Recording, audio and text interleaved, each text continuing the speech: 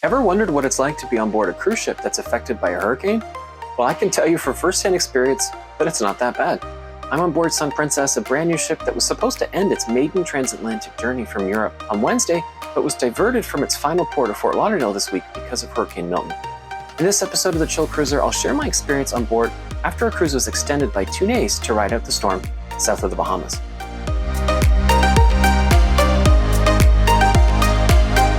Hey cruisers, Andrew from Ottawa, Canada here. Welcome to the Chill Cruiser, where I normally review cruise ships from a chill perspective. I'm coming to you from Princess Cruises' newest ship, Sun Princess, and today I'm going to share my experience riding out Hurricane Milton while on the ship. This cruise started in Southampton, England over 2 weeks ago and was the ship's first voyage across the Atlantic that was supposed to arrive to great fanfare in Fort Lauderdale yesterday. We learned 2 nights before our arrival that Port Everglades was shutting down and that the cruise was going to have to be extended by at least 2 days to ride out the storm. We also had 3 very sick passengers on board that urgently needed to be transferred to a hospital, as well as a lot of anxious guests worried about their homes and loved ones that could be affected by the hurricane.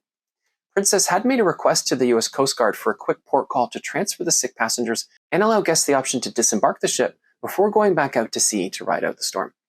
The Coast Guard denied that request, so when we arrived just off the port of Miami on Tuesday, one of the sick passengers had to be evacuated by helicopter and the other 2 by boat. We then headed south to the waters just off the northern coast of Cuba and basically drifted at low speed in a shipping lane to ride out the storm. We just found out this morning that we'll be able to dock in Fort Lauderdale as they had hoped tomorrow morning. So what's it been like to ride out a hurricane on a cruise ship? Aside from the frustration of seeing the port in good weather and not being able to dock, it's been a very comfortable and well-handled experience. I've got to give Princess credit for handling a tough situation very well. When they announced the delay, they gave free internet access to every guest on the ship so they could update loved ones and change flights. They also extended the all-inclusive packages free of charge. The captain's been providing regular updates over the PA system in his very soothing and confidence-inspiring voice. We'll keep things as comfortable as we possibly can for you. We'll have to stabilize the fins out.